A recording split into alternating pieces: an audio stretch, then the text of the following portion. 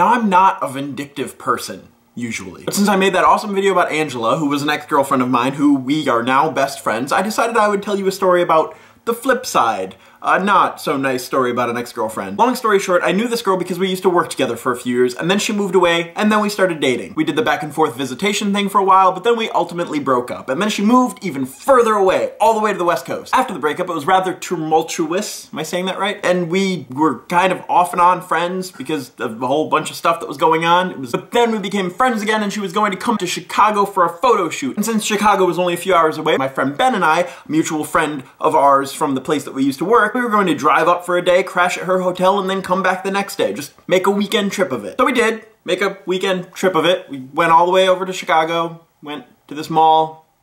She and I got in a fight, big fight. Ben, you were a sport about the whole thing. Sorry, that fight kind of ruined your whole trip.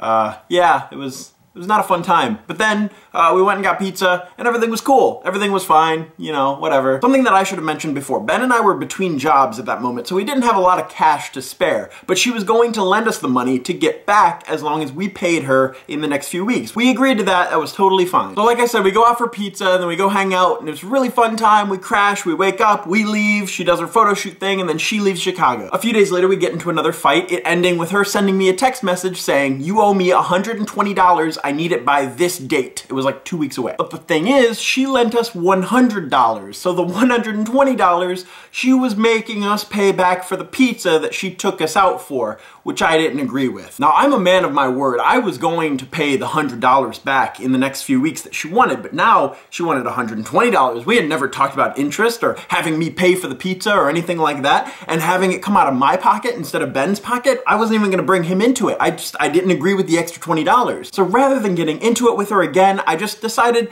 to just let it go. I didn't respond to that text, and for the next few days I tried to think of how I could get her money, sans the extra $20. I went to the bank and I got out $100 in dimes. But those of you keeping score at home, that is 1,000 little itty bitty tiny coins. So I get the nice little neat rolls of dimes from the bank, and Ben and I get in my car and we start unwrapping them. Just unwrapping all of the dimes everywhere. And we take all the dimes and we put them into this bag, but we don't want the bag to get damaged. So what we do is we wrap it in bubble wrap and wrap it and wrap it and wrap it and wrap it with bubble wrap. And then take tape and wrap it and wrap it and wrap it and wrap it and wrap it until it's this big circle of dimes and bubble wrap and tape, and it feels so heavy because of how tightly we packed it and how much packing supplies we put around it, and then we throw it into one of those flat rate boxes and we book it to the post office. So I wait a few days and I don't hear anything from her, except she sends me a text the day after I mailed it saying,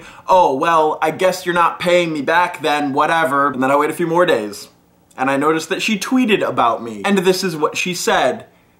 "Isn't that lovely? Oh, I feel so loved." But it's definitely not the reaction that I thought I was going to get. I thought I was going to get a phone call like screaming, "Why did you send me all these dimes?"